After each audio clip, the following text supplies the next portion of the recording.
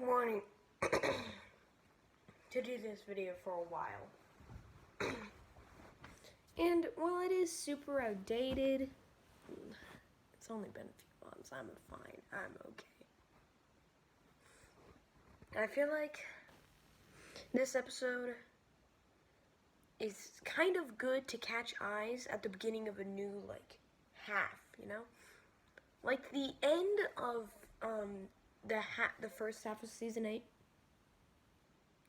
I mean, I could see how a lot of people are attracted to a sequel to Link vs. Cloud.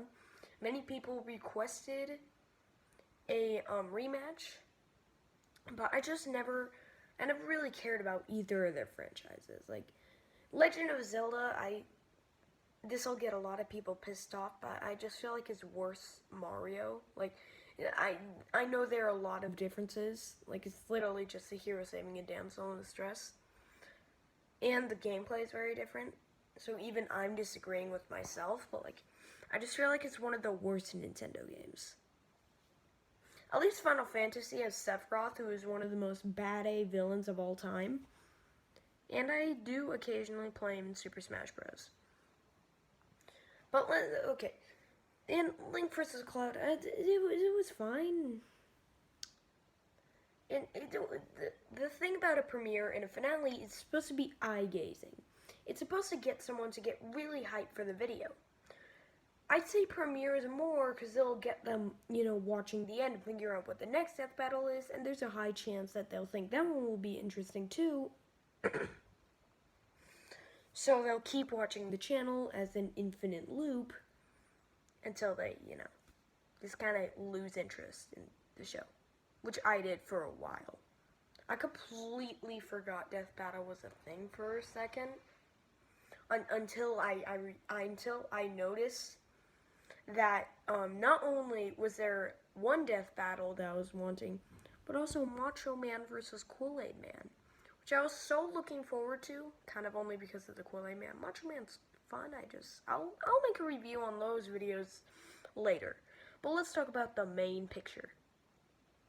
You know what it is. Batman versus Iron Man.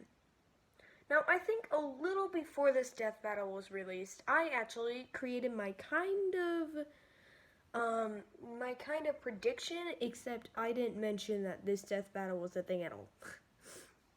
But I claimed that Iron Man would win because of all the stuff he has and all the skill and probably a little greater intelligence, and the Godbuster is probably a bit more powerful than the Hellbat.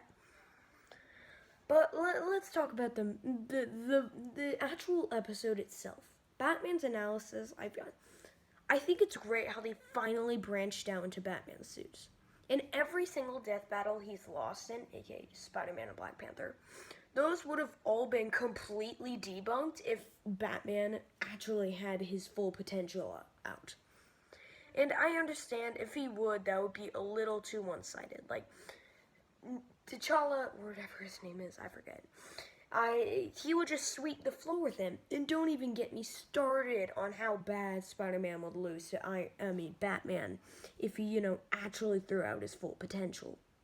I'll give Spider-Man versus Batman a pass, because I think the Hellbat was after Batman versus Spider-Man, but I'm pretty sure it was a thing before Batman versus Black Panther, which was the most bullcrap video I have ever seen.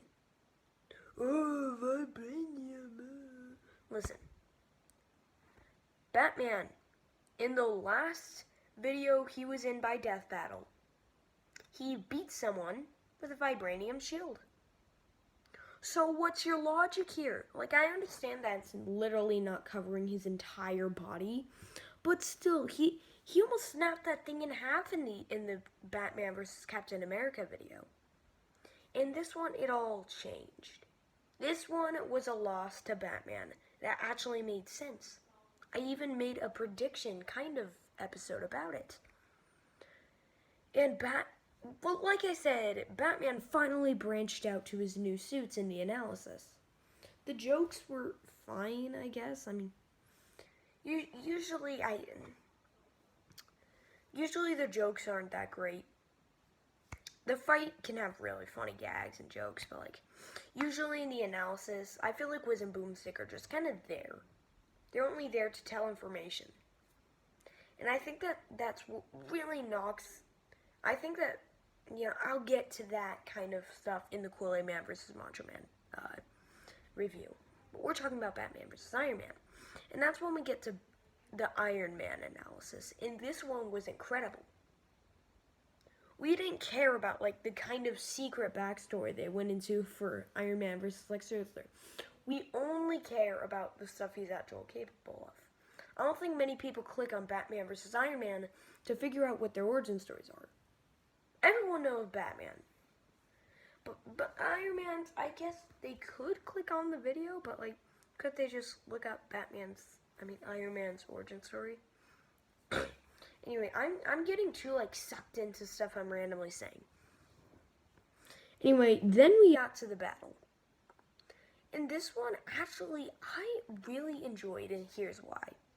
Okay, first off, I think it's really funny how in practically every new death battle with Batman in it, he's always listening to cheeky music or like weird like anime stuff. I think it's good. I think if he ever returns in Death Battle, I think he'll keep on listening to it as a big running gag in the Rooster Teeth franchise.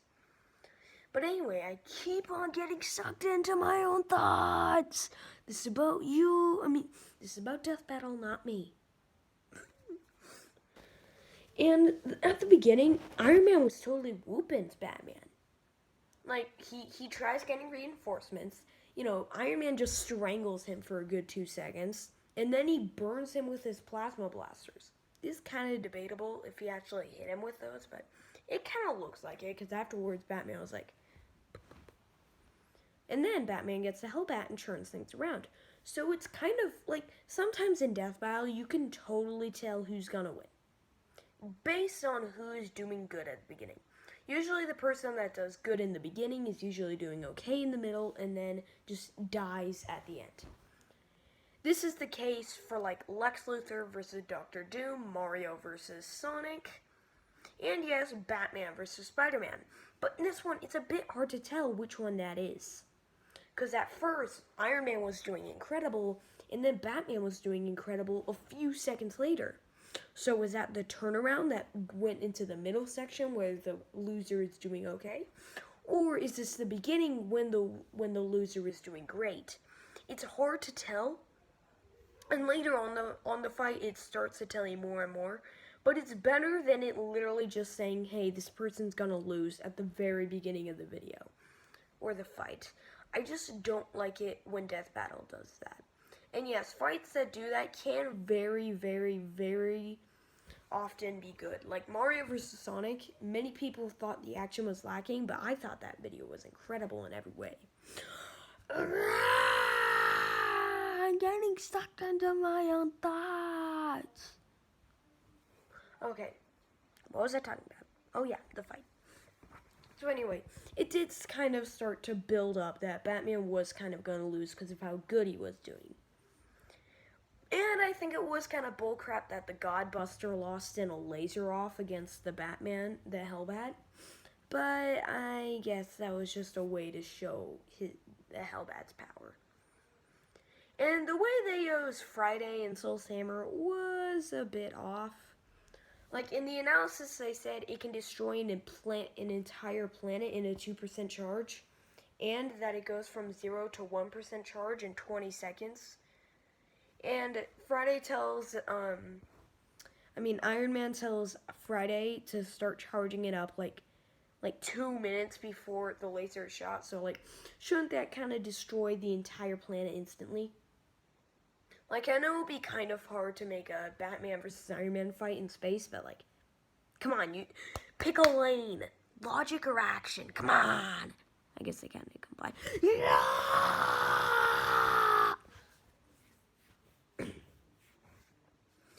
Anyway, then the final blow comes. And this is the part that kind of disappointed me in this battle. Out of all the ways Iron Man could have killed him, he just goes a self-destruct. Like, I guess it was kind of funny and kind of sad because, like, Batman was still screaming when he was blowing up to death. But, like, I feel like he could have done so much more. Like, I wouldn't have minded if the Soul's Hammer was the final blow. Like, I'm sure many people would have loved that better. Or maybe the Iron Man suit where it can shrink really small? What if he put that on Batman and just crushed him to death, like in Cable versus Booster Gold? I think that would be a really, really cool death.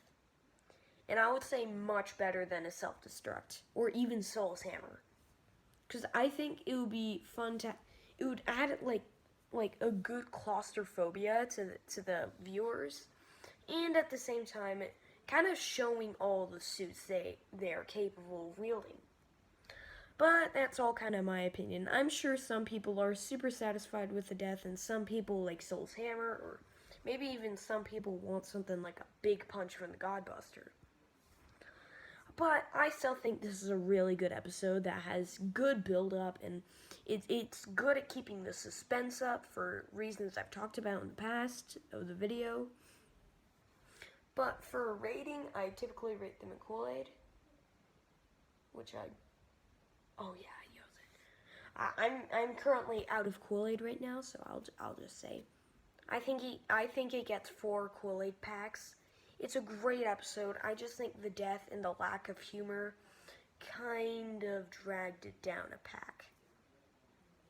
I won't say it's enough to bring it down to 3, but it's enough to bring it down to 4. Anyway, guys, thank you so much for watching, and I'll see you guys next time.